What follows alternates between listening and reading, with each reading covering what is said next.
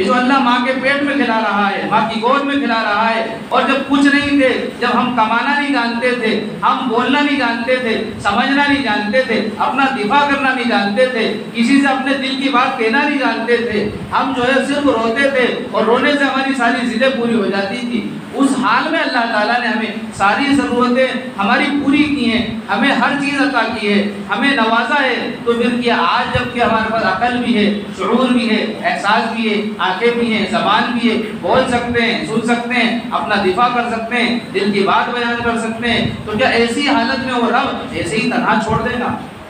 نہیں بھائیو، ایسا نہیں ہے۔ یہ دنیا میں ہم نے دنیا کی اوپر محنت کر کے اس رب کو فراموش کرنے کے نتیجے میں باطل طاقتوں کے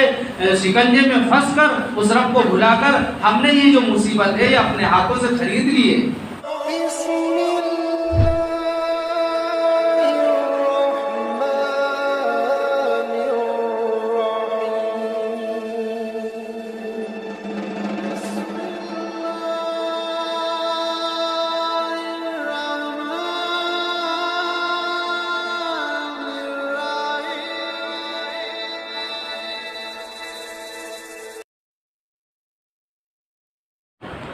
دوستو، بزرگوں،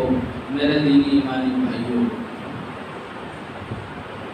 اللہ تعالیٰ نے ہم سب کو بہت قیمتی زندگی عطا فرمائی ہے، اور اس قیمتی زندگی کو سمجھنے کے لیے اللہ تعالیٰ نے اپنی قدرت سے دنیا کے اندر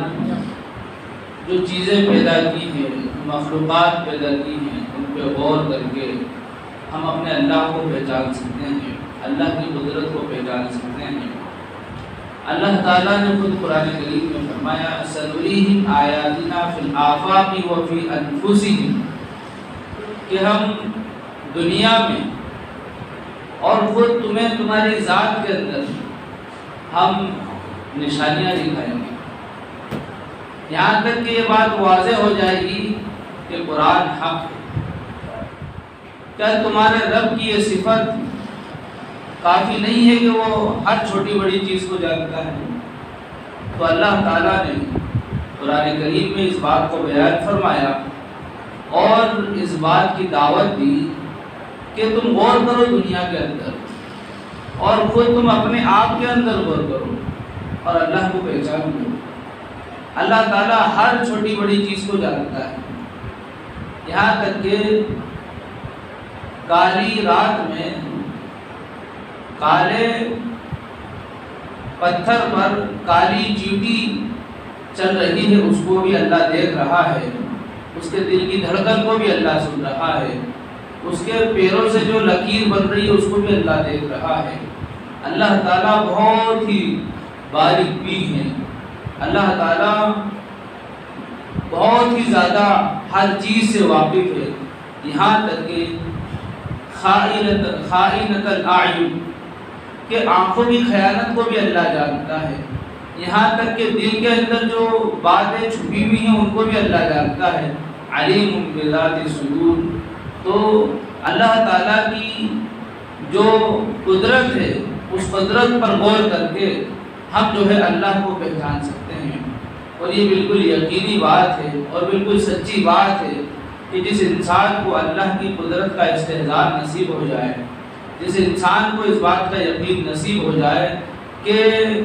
دنیا کا پیدا کرنے والا اللہ ہے، اور دنیا میں جو چیزیں ہمیں نظر آ رہی ہیں سب کو پیدا کرنے والا اللہ ہے، اس انسان کو بھی اللہ ہی نے پیدا کیا ہے، تو جو اتنی بڑی طاقت و قدرت کا مالک ہے وہ اللہ ہے، تو پھر اس اللہ کے سپرد اگر ہم اپنے آپ کو کر دیں، اس اللہ کو پہچان لیں، اس اللہ کی معرفت ہمیں حاصل ہو جائے، تو پھر زندگی کا مزہ دو بالا ہو جاتا ہے، زندگی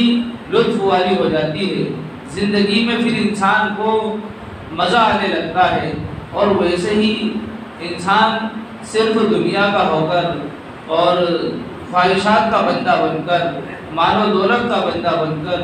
صرف جو ہے دنیا کی فکر میں رہ کر زندگی گزارتا ہے، تو بھائی اس کے پاس سارے اسباب ہونے کے بعد بھی وہ حقیقی لطف سے محروم رہتا ہے، اس لیے کہ دنیا دل لگانے کی جگہ نہیں ہے، دنیا دل لگانے کی جگہ نہیں ہے۔ دنیا تو اللہ تعالیٰ نے امتحان کے لیے پیدا کی ہے، اور اللہ تعالیٰ نے اس دنیا میں اس انسان کو اپنی عبادت کے لیے پیدا کیا ہے۔ تو جو انسان اس دنیا میں جس کو اللہ تعالیٰ نے پیڑ بوٹوں سے، ستاروں سے، سیاروں سے اور چاند سورج سے، دن و رات سے، اور یہاں کی ہریالی سے، آب و ہوا سے، خوشبوؤں سے، رنگ رلیوں سے سجا دیا ہے، اس ساری نعمتوں اور راحت کے سامان اور راحت کے اسباب کے درمیان رہ کر انسان اس میں کامیاب ہو جائے کہ وہ عبادت کرے، اور وہ اس آزمائش میں جو اللہ تعالیٰ نے اس کے لیے رکھی ہے کہ اس دنیا میں اور دنیا کی چمک دمک میں رہ کر اللہ کو راضی کر لے، تو وہ اس میں کامیاب ہو جائے گا۔ اور یہ کامیابی انسان کی زندگی کو بھی درست کر دے گی، انسان کی زندگی میں بھی حقیقی مزہ انسان محسوس کرے گا، اور پھر آخرت کی جو دائمی زندگی ہے اس کا تو پھر پوچھنا ہی کیا، اس کا تو ذکر ہی کیا کرنا کہ ہر لمحہ ہر آن انسان جیسے جیسے آگے بڑھتا جائے گا اللہ تعالیٰ کی جو ہے نعمتوں سے لطف اندوز ہوتے چلے جائے گا، یہاں تک کہ آخرت میں اللہ تعالیٰ جو ہے انسان کے دل میں اگر کوئی خیال گزرے گا تو اس کو بھی اللہ پورا کر دے گا۔ انسان کا جو دل چاہے گا وہ سارے اس کے ارادوں کو اللہ پورا کرے گا، یہاں تک کہ وہ اگر بڑی سے بڑی نعمت کو چاہے گا تو اللہ اس کو بھی اس کے سامنے حاضر کر دیں گے، وہ چھوٹی سے چھوٹی ادنا درجے کی نعمت چاہے گا تو اللہ اس کو بھی اس کے سامنے حاضر کر دیں گے۔ تو انسان کو وہاں ارادہ کرنا ہے اور اس کے لیے چیزیں سامنے ہو جائیں گی۔ تو پتہ یہ چلا کہ دنیا عارضی ٹھکانہ ہے، دنیا دل لگانے کی جگہ نہیں ہے، اور یہ دنیا اپنی طرف انسان کو کھینچتی ہے، اپنی طرف مائل کرتی ہے۔ جو انسان دنیا کی طرف مائل ہو جاتا ہے، دنیا کی طرف کھینچ جاتا ہے، دنیا کا بندہ بن جاتا ہے، دنیا کا اسیر اور غلام بن جاتا ہے، تو پھر وہ آخرت سے دور ہو جاتا ہے، آخرت سے غافل ہو جاتا ہے، اللہ کی محبت اس کے دل سے نکل جاتی ہے، اور دین کی، شریعت کی اور احکامات الہی کی محبت اس کے دل سے نکل جاتی ہے۔ پھر دنیا بھی اس کے لیے جو ہے ایک اسیر، اور دنیا بھی اس کے لیے تلخ بن جاتی ہے، اور دنیا کا مزہ جو ہے خراب ہو جاتا ہے، حقیقی لذت سے وہ محروم رہتا ہے۔ اس لیے انسان اگر چاہتا ہے کہ میری دنیاوی زندگی بھی سدھر جائے، دنیاوی زندگی بھی سنور جائے، اور آخرت والی جو لامحدود زندگی ہے جہاں پر موت نہیں ہے، جو ہمیشہ رہنے والی زندگی ہے،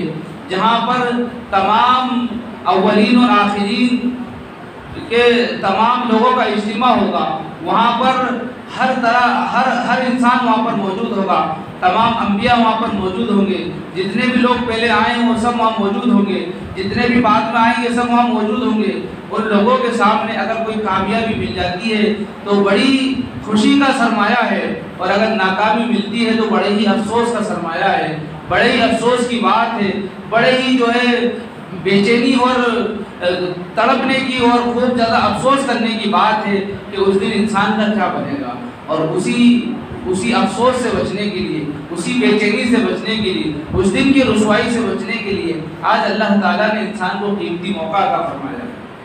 تو بھائیو، دنیا دل لگانے کی جگہ نہیں ہے، دنیا میں دنیا کا ہو کر رہ جانا یہ دنیا کے ساتھ انصاف نہیں بلکہ ناانصافی ہے۔ اللہ تعالیٰ نے جو ہے انسان کو اشرف المخلوقات بنایا ہے، اور یہ مان لیجئے کہ اس کو اعلیٰ درجے کی کرسی پر بٹھایا ہے۔ جتنی بھی مخلوقات ہیں، بے شمار مخلوقات ہیں، ساری مخلوقات کو اللہ تعالیٰ نے اس انسان کی خدمت کے لیے بنایا، اس انسان کو اللہ تعالیٰ نے اپنی عبادت کے لیے بنایا ہے۔ جب یہ انسان اپنے مقصد سے ہٹ گیا تو پھر اللہ تعالیٰ نے جو چیزیں اس کے فائدے کے لیے بنائی تھی، اس کی خدمت کے لیے بنائی تھی، آج یہ انسان اسی کی خدمت میں لگ گیا۔ جانور، مویشی اور دنیا کی ہر چیز اللہ نے انسان کے فائدے کے لیے بنائی، انسان کی خدمت کے لیے بنائی ہے، لیکن جب انسان اپنے رب کو بھولا، اپنے اللہ کو بھولا، دنیا میں آنے کے مقصد کو بھولا اور عبادت کو بھول گیا، تعلیمات نبوی کو بھول گیا، تو پھر اللہ تعالیٰ نے اس کو دنیا کے حوالے کر دیا۔ اب دیکھو دنیا میں انسان دنیا کے لیے کتنی محنت کر رہا ہے، یہاں تک کہ بھینس دودھ دیتی ہے تو دودھ سے تھوڑا سا فائدہ حاصل کرنے کے لیے ان کو دن میں چرانے کے لیے جنگل میں لے کر جاتا ہے، صبح شام ان کے کھانے کا انتظام کرتا ہے، اور اگر وہ بیمار دکھی ہو جائے تو اس کے لیے علاج کی فکر کرتا ہے، حالانکہ وہ تو اللہ تعالیٰ نے اس کی خدمت کے لیے بنائی ہے، وہ تو اس کو فائدہ دے گی۔ تو دیکھو انسان اب مویشیوں کی فکر کر رہا ہے، حالانکہ مویشیوں کو کھانا کھلانا، ان کی نگہبانی کرنا یہ ایک ذمہ داری ہے، لیکن اسی کو مقصد بنا لینا یہ انسان کے جو اللہ تعالیٰ نے جو مقصد رکھا ہے انسان کے پیدائش کا، اس کے خلاف ہے۔ اللہ تعالیٰ نے صاف لفظوں میں تاکید کے ساتھ، حصر کے ساتھ، بہت زیادہ مؤکد انداز میں یہ فرما دیا کہ صرف انسان کو صرف اپنی عبادت کے لیے پیدا کیا ہے۔ اتنی زیادہ تاکید کے ساتھ اگر کوئی بات بیان کی جائے تو اس بات کی طرف جو ہے بہت زیادہ غور کرنے کی، اس بات کو بہت زیادہ اہمیت دینے کی ضرورت ہے۔ اور پھر کہنے والا کوئی عام انسان نہیں ہے، بلکہ خالق کائنات ہے، اللہ رب العزت ہے، جس نے دنیا کو پیدا کیا، جس نے دنیا کی ہر چیز کو پیدا کیا، جس نے دنیا آخرت کا نظام بنایا، تمام نبیوں کو بھیجا، تمام انسانوں کو پیدا کیا۔ وہ خالق یہ فرما رہا ہے کہ انسانوں کو تو صرف میں نے اپنی عبادت کے لیے پیدا کیا۔ اگر ہم اس رب کی عبادت کرتے رہیں، اس رب کی عبادت میں اپنا وقت گزاریں اور دنیا میں صرف بقدر ضرورت جو ہے کام کریں، دنیا سے بقدر ضرورت فائدہ اٹھائیں، تو پھر اللہ تعالیٰ دنیا کی ہر چیز کو اس انسان کے تابع کر دے گا۔ آج انسان دنیا کی فکر کر رہا ہے تو اللہ نے انسان کو دنیا کے حوالے کر دیا۔ اگر یہ انسان اللہ کی عبادت کرے، اللہ کو راضی کرے، احکامات الہی پر عمل کرے، نبوی طریقوں پر عمل کرے، سنت رسول اللہ صلی اللہ علیہ وسلم پر عمل کرے، تو پھر اللہ تعالیٰ اس دنیا کو انسان کے پیچھے پیچھے چلائیں گے۔ یہاں تک کہ حدیث میں فرمایا کہ جب بندہ جو ہے آخرت کے لیے محنت کرتا ہے تو دنیا اس کے قدموں میں آتی ہے، دنیا ناک رگڑ کر اس کے پاس آتی ہے۔ اسی بات کو اللہ تعالیٰ نے قرآن کریم میں فرمایا، من کان یرید حرث الآخرۃ نزد له فی حرثہ ومن کان یرید حرث الدنیا نؤتہ منها وما له فی الآخرۃ من نصیب۔ کہ جس انسان نے دنیا کو اپنا مقصد بنا لیا، جو انسان دنیا کی کاشت میں، دنیا کی کھیتی میں لگ گیا اور دنیا ہی کے لیے محنت کرتا رہا، تو بس ہم اس کو دنیا اس کی اتنی دے دیں گے جتنی اس کے مقدر میں لکھی تھی، اور آخرت میں اس کا کوئی حصہ نہیں ہوگا۔ اور جو انسان آخرت کو مقصد بناتا ہے، وَمَنْ كَانَ يُرِيدُ حَرْثَ الْآخِرَةِ نَزِدْ لَهُ فِي حَرْثِهِ، جو آخرت کو مقصد بناتا ہے تو ہم اس کی کھیتی میں ترقی دیتے ہیں۔ دنیا کا معاملہ یہ ہے کہ جو مقدر میں لکھا ہے اتنا دے دیں گے، لیکن اگر آخرت کو مقصد بنایا، آخرت کی کھیتی کر رہے ہیں، آخرت کی کاشت کر رہے ہیں، تو اللہ فرما رہے ہیں ہم اس کو بڑھا دیں گے، اس کو زیادہ کر دیں گے، اس کو زیادہ کر دیں گے، نزد لہو فی حرثہ۔ تو یہ سمجھنے کے لیے اللہ تعالیٰ نے کتنی اہم اور مطلب بہت سرمایہ والی بات اللہ تعالیٰ نے ارشاد فرمائی ہے۔ اور اسی سورہ کے اندر اور اسی پارے کے اندر اللہ تعالیٰ نے فرمایا، اللہ لطیف بعبادہ، اللہ تعالیٰ بہت زیادہ مہربان ہے اپنے بندوں پر، بعبادہ یرزق من یشاء، وہ جس کو جتنا چاہتا ہے رزق دیتا ہے۔ اللہ جس کو جتنا چاہتا ہے رزق دیتا ہے۔ اللہ لطیف بعبادہ یرزق من یشاء، اور بہت زیادہ لطیف ہے، مہربان ہے، ساتھ ہی میں بہت زیادہ خبر رکھنے والا بھی ہے۔ وہ بے خبر نہیں ہے، باخبر ہے وہ، اور تمہاری ہر ایک نقل و حرکت کی جو ہے خبر رکھے ہوئے۔ اور پورے قرآن میں یہ آیت صرف ایک ہی مرتبہ آئی ہے، 25 پارے کے چوتھے صفحے پر یہ آیت ہے، اور ایک ہی مرتبہ پورے قرآن میں آئی ہے۔ اس میں اللہ تعالیٰ نے بڑے ہی بلیغ اور فصیح انداز میں فرما دیا کہ رزق دینے والا اللہ ہے، یرزق من یشاء، جس کو جتنا چاہے اللہ رزق دے۔ اور ایک دوسری جگہ فرمایا، اللہ یبسط الرزق لمن یشاء ویقدر، کہ اللہ رزق کو پھیلا دیتا ہے جس کے لیے چاہتا ہے، یبسط الرزق لمن یشاء ویقدر، اور جتنا اس کے مقدر میں لکھا ہو تو ملتا رہے گا۔ وفرحوا بالحیات الدنیا، اور یہ جن کو دنیا دے دی، جو دنیا کی چند روزہ زندگی پر اترا رہے ہیں، جو ہے گھمنڈ میں، تکبر میں مبتلا ہیں، تو خوب غور کر لیں، خوب سمجھ لیں کہ چند روزہ سرمایہ ہے، صرف چند دن کا نفع ہے، اس کے بعد پھر ہمیشہ کی رسوائی ہے۔ وَفَرِحُوا بِالْحَيَاةِ الدُّنْيَا وَمَا الْحَيَاةُ الدُّنْيَا فِي الْآخِرَةِ إِلَّا قَلِيلٌ، تھوڑا سا سرمایہ بس۔ تو عقل مند کون ہے؟ نبی فرما رہے ہیں عقل مند وہ ہے جو اپنی زندگی کا جائزہ لے، جو اپنی زندگی کا جائزہ لے کہ میں نے کیا کھویا اور کیا پایا، کیا میری پیدائش کا مقصد یہی تھا؟ میری اصل تو یہ ہے کہ خون میری پہلی غذا تھی، ماں کے پیٹ میں انسان خون اس کی غذا تھی، خون وہ پیتا تھا، خون کے ذریعے اس کی نشو و نما ہوتی تھی، یہاں تک کہ وہ دنیا میں آیا تو دنیا میں آنے کے بعد اس کو جو ہے دودھ کی غذا ملی اور پھر دھیرے دھیرے اس کی غذا بدلتی رہی، لیکن اس کی پہلی غذا کیا تھی؟ خون تھی۔ اس کی پہلی غذا خون تھی، اور اس سے پہلے آپ چلے جائیے تو ایک گندے پانی سے اللہ نے انسان کو وجود عطا فرمایا، تو جس کی ابتدا اتنی خطرناک ہے، اور پھر اللہ تعالیٰ نے ان گندے مراحل سے نکال کر اس کو ایک خوبصورت اور ایک اچھا انسان بنا دیا، علم سے، ہنر سے، صلاحیتوں سے، خوبصورتی سے، بولنے کے انداز سے، دیکھنے کے سننے کے انداز سے اس کو نواز دیا۔ وَجَعَلَ لَكُمُ السَّمْعَ وَالْأَبْصَارَ وَالْأَفْئِدَةَ، کہ سننے کے لیے کان دیے، دیکھنے کے لیے آنکھیں دی، بولنے کے لیے منہ دیا، اور سمجھنے کے لیے دل دیا۔ یہ ساری چیزیں اللہ تعالیٰ نے انسان کو عطا فرمائی۔ جب انسان تھوڑی سمجھ بوجھ والا ہوا، عقل و شعور والا ہوا، تو اس رب کو بھول گیا جس رب نے اتنے سارے کٹھن مراحل سے اس انسان کو گزارا ہے، تنگ راستے سے اس وسیع دنیا میں جو اللہ لے کر آیا ہے، اس اللہ کو اس نے بھلا دیا، فراموش کر دیا۔ تو جو اللہ تنگ راستے سے وسیع دنیا میں لا سکتا ہے، تو خوب یاد رکھو اس وسیع دنیا میں لانے کے بعد وہ تنگیوں میں مبتلا نہیں کرتا، وہ پریشانیوں میں مبتلا نہیں کرتا، وہ حالات میں مبتلا نہیں کرتا۔ وہ تو یہ چاہتا ہے کہ میرے بندے مصیبت میں رہیں تو مجھے پکاریں، خوشحالی میں رہیں تو مجھے پکاریں، ہر حال میں وہ مجھے پکاریں، اور پکار ان کی شکوے شکایت کے ساتھ نہ ہو، بلکہ الحمدللہ علی کل حال، ہر حال میں وہ اللہ کی تعریف کرنے والے ہیں۔ اس لیے پہلا پیغام قرآن کریم کے ذریعے دیا، الحمدللہ رب العالمین۔ اللہ نے خود سکھایا میری تعریف کرو، تو کس طرح تعریف کرنا ہے کہ تمام تعریفیں اللہ کے لیے ہیں جو تمام جہانوں کا پالنہار ہے۔ صفت ربوبیت کو ساتھ میں ذکر کیا اور تعریف کروائی کہ پالنہار صرف اللہ ہے، جو پالنے میں مسلمان کو، کافر کو الگ نظر سے نہیں دیکھتا، سب کو ایک نظر سے دیکھتا ہے، کافر کو، مشرک کو، اور کمزور کو، طاقتور کو، کالے کو، گورے کو، کم دماغ والے، زیادہ دماغ والے، ہر ایک کو کھلا رہا ہے، اور جس کے جو مناسب ہے وہ غذا کھلا رہا ہے۔ چھوٹے سے بچے کو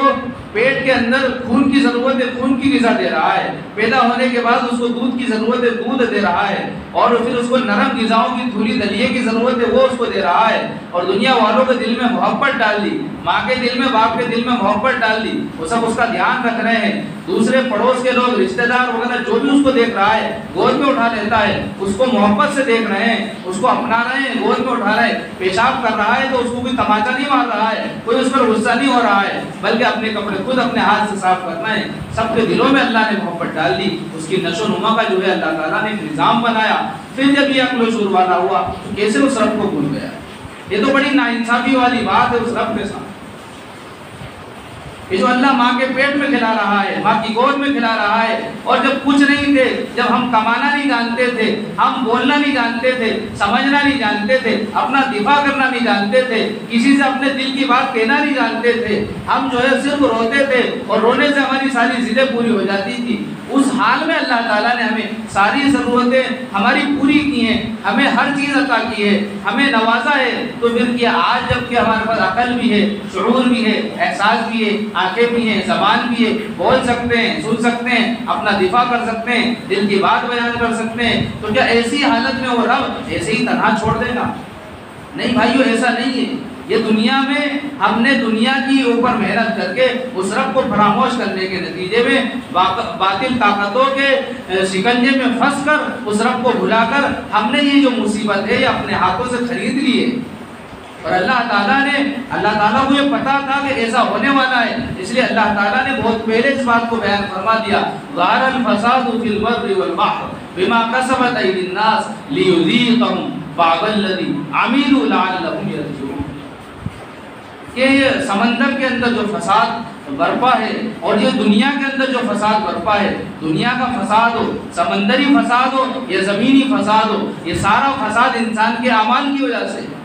اور یہ فساد کیوں ہے، یہ حالات کیوں ہیں، یہ آزمائشیں کیوں ہیں، یہ اللہ لا رہا ہے، اور اس لیے لا رہا ہے لیذیقہم بعض الذی عملوا لعلہم یرجعون، تاکہ ان کے بعض غلط اعمال کا جو ہے مزہ چکھائیں،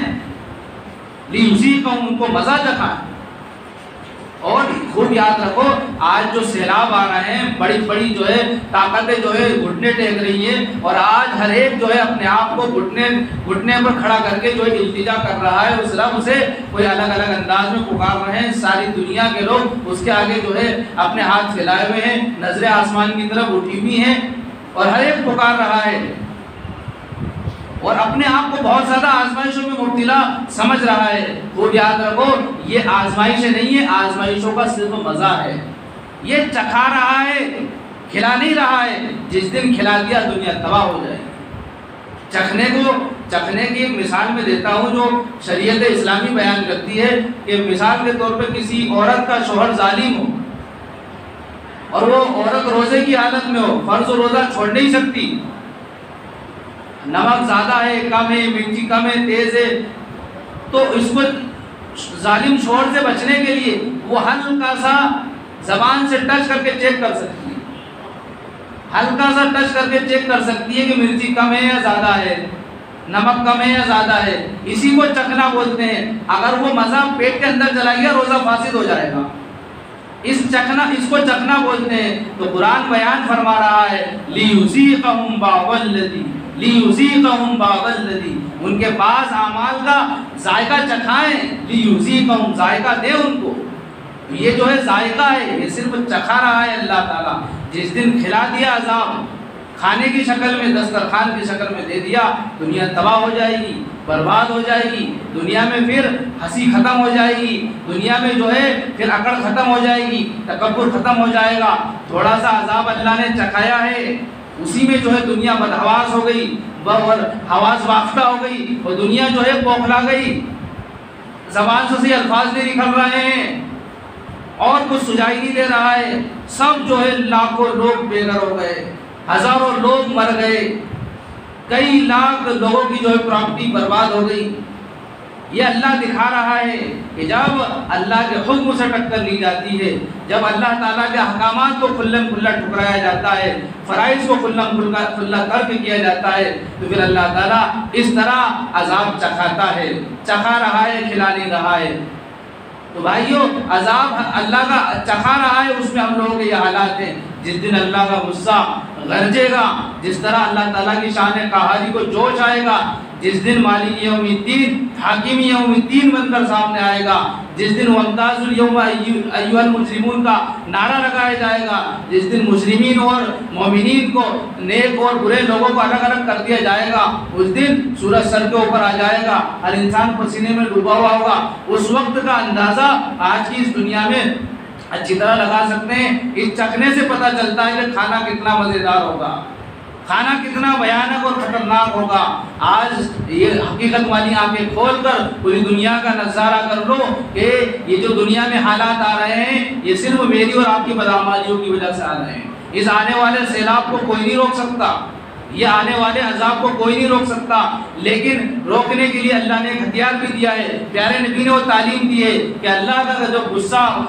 جوش میں آتا ہے، اللہ کا قہر جب جوش میں آتا ہے، تو پھر اللہ تعالیٰ اپنے نظام کو حرکت دے دیتا ہے، اپنے نظام میں کچھ تھوڑی سی تبدیلی کر دیتا ہے۔ آج چاروں طرف سے حالات ہیں، کہیں آسمانی آفتیں ہیں تو کہیں زمینی آفتیں ہیں، کہیں انسانوں کی طرف سے ہیں تو کہیں ظالموں کی طرف سے ہیں، تو کہیں اپنوں کی طرف سے تو کہیں پرایوں کی طرف سے، ہر طرف سے آزمائش ہے، ہر طرف سے حالات ہیں، اور یہ سب یہ بتا رہے ہیں کہ لوٹ جاؤ اللہ کی طرف۔ امام غزالی رحمۃ اللہ علیہ نے لکھا ہے کہ سونے والے تین طرح کے ہوتے ہیں، ایک تو وہ جن کو آواز دی جائے تو وہ فوراً اٹھ کے بیٹھ جاتے ہیں، ایک وہ ہوتے ہیں جن کو پیر پکڑ کے اٹھانا پڑتا ہے تو پیر پکڑنے سے اٹھ جاتے ہیں، بعض لوگ وہ ہوتے ہیں جن کو ڈنڈا مار کر اٹھانا پڑتا ہے۔ ہمارے لیے جو ہے آوازیں بھی لگائی جا رہی ہیں، سمجھایا بھی جا رہا ہے، اور پھر ہمارے ہاتھ پیر پکڑ کر جھنجھوڑا جا رہا ہے، اور بم پھوڑ کر کہیں جو ہے جیلوں میں بند کر کہیں ڈنڈے مار کر ہمیں جگایا جا رہا ہے، پھر بھی ہم ہوش میں نہیں آ رہے ہیں، پھر بھی ہم بیدار نہیں ہو رہے ہیں، تو پھر سمجھ لیجئے کہ ہماری ہلاکت میں کوئی تردد نہیں ہے۔ ہم چاہتے ہیں خوشحال زندگی دنیا کے اندر، آخرت کے اندر، تو لوٹ آؤ اس اللہ کی طرف جس اللہ کی یہ دنیا ہے، لوٹ آؤ اس اللہ کی طرف جس نے کائنات کے نظام کو اپنے قبضے میں کر رکھا ہے، لوٹ آؤ اس اللہ کی طرف جو دن میں سورج نکالتا ہے، رات میں چاند کو نکالتا ہے، جس نے دن اور رات کا نظام بنایا، جس نے کمزور اور طاقتوروں کا رشتہ جو ہے جوڑا ہے، غریب اور مالدار کا رشتہ ایک دوسرے سے جوڑا ہے۔ اگر ساری دنیا میں غریب ہوں تو پھر مالدار ان کو مزدوری کرنے کے لیے کوئی مال دینے والا نہیں ہوگا، ساری دنیا میں مالدار ہو جائیں تو کوئی مزدوری کرنے والا نہیں ملے گا، ساری دنیا میں کمزور ہو جائیں تو طاقتور کی ضرورت کون پوری کرے گا؟ اس لیے کمزور، طاقتور، غریب، مالدار، اچھے دماغ والے، کمزور، ان پڑھ، پڑھے لکھے، سب سے اللہ تعالیٰ نے اس دنیا کو بھری ہے۔ جس کو جس حال میں رکھا ہے اس کے لیے ایک آزمائش ہے۔ کسی کو ان پڑھ رکھا ہے تو اس کی آزمائش ہے کہ وہ پڑھنے کی کوشش کرتا ہے یا نہیں، کوئی پڑھا لکھا ہے تو اس کو آزمائش میں مبتلا کیا ہے کہ ان پڑھ کو پڑھاتا ہے کہ نہیں پڑھاتا ہے۔ طاقتور اگر اللہ نے کسی کو بنایا ہے تو اس کا امتحان ہے، اس کی آزمائش ہے کہ وہ کمزوروں کو سہارا دیتا ہے یا نہیں دیتا ہے۔ کسی کو اللہ تعالیٰ نے مال دیا ہے تو اس کا امتحان ہے کہ غریبوں کی مدد کرتا ہے یا نہیں کرتا ہے۔ غریب ہے تو اس کا بھی امتحان ہے کہ وہ صبر کرتا ہے یا نہیں کرتا ہے۔ ہر ایک کا امتحان ہے اس دنیا میں۔ یہ دنیا اللہ تعالیٰ نے امتحان کے لیے بنائی ہے۔ اس دنیا میں جو انسان آخرت کو سامنے رکھ کر آخرت کی کاشت کرے گا، آخرت کو مقصد بنا کر زندگی گزارے گا، دنیا بھی اس کی خوشحال ہوگی، آخرت بھی اس کی خوشحال ہوگی۔ اللہ تعالیٰ ہم سب کو عمل کی توفیق عطا فرمائے۔ وآخر دعوانا